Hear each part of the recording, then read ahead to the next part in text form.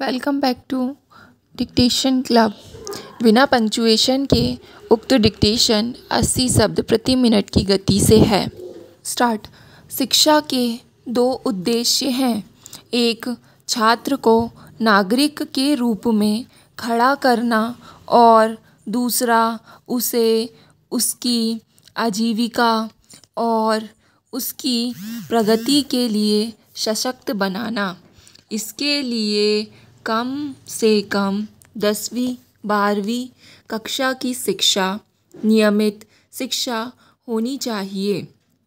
लेकिन केवल माध्यमिक स्तर पर व्यावसायिक या तकनीकी शिक्षा पर जोर देने से असमानता बहुत बढ़ जाएगी। गरीब और सीमांत वर्ग को केवल कुशल श्रमिक माना जाएगा। यह बेहद खतरनाक है। पैरा। आधुनिक व्यावसायिक शिक्षा के अवसर सभी के लिए समान रूप से उपलब्ध होने चाहिए। इस नई शिक्षा नीति में इस उद्देश्य को खत्म करने की कोशिश हुई है। इस नई नीति में राइट टू एजुकेशन द्वारा छात्रों को दिए गए अधिकारों की काफ़ी हद तक अनदेखी की गई है। दूसरी ओर इतिहास को पाठ्यक्रम से बाहर करने का प्रयास निंदनीय है। आपको इतिहास पसंद हो या ना हो, अच्छा हो या बुरा, इतिहास तो इतिहास होता है। इसे मिटाने का मतलब देश की बहुसंस्कृतियों, जातियों, भाषाओं, क्षेत्रों और धर्मों के कारण बनी देश की बहुमुखी पहचान को मिटाना है। नई शिक्षा नीति इतिहास और भविष्य को एक वर्णी और समरूप बनाने का आधिपत्य स्थापित करने का प्रयास करती है। यह भारत के बहुसांस्कृतिक लोकतंत्र को तबाह करने की शुरुआत है। पैरा। बहुविध संस्कृतियाँ मिलकर इस देश को एक विशेषतापूर्ण मजबूती देती हैं।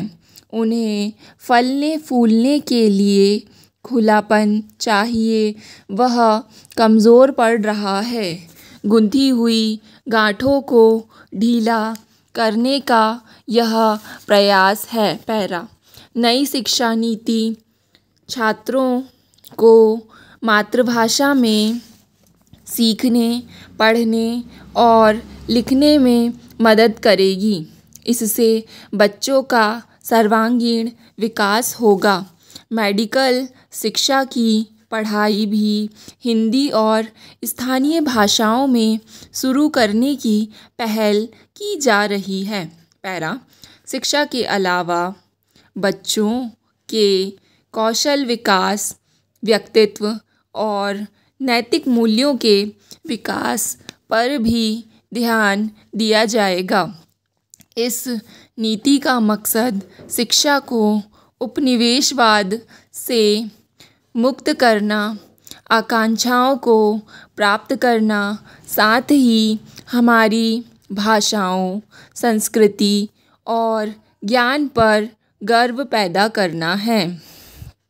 अब छात्रों को भारतीय इतिहास का सही संस्करण पढ़ाया जाएगा। रोजगारोन्मुख, उद्यम उन्मुख या क्रेडिट फ्रेमवर्क आधारित शैक्षिक पाठ्यक्रम को पर्याप्त लचीला बनाया गया है। पैरा। शिक्षा के भारतीयकरण के लिए चलाया जा रहा आंदोलन इतिहास लेखन की प्रक्रिया का महत्वपूर्ण पुनरावलोकन है, जो कि भारतीय अनुभवों व दृष्टि पर आधारित शिक्षा प्रणाली के माध्यम से हमारे इतिहास की समझ को ठीक करेगा तथा यह औपनिवेशिक दृष्टिकोण से मुक्त हो सकेगी। गलत व अशुद्ध तथ्यों की पहचान करना, महत्वपूर्ण घटनाओं तथा महापुरुषों को उनके महत्व की प्राथमिकता के अनुरूप जोड़ा जाना, महाविद्यालयीन शोध के माध्यम से भारतीय इतिहास को ठीक प्रकार से समझना, दुराग्रही विचार से छद्म रूप में प्रस्तुत ऐतिहासिक साहित्यिक कार्य को उजागर करना इसके घटक हैं। पैरा विश्व भर के राष्ट्रीय स्वतंत्रता आंदोलनों में आज़ाद हिंद फौज का इतिहास तथा सुभाष चंद्र बोस का योगदान अद्वितीय घटनाएं हैं। इस घटना को हमारे इतिहास में स्थान नहीं मिला है।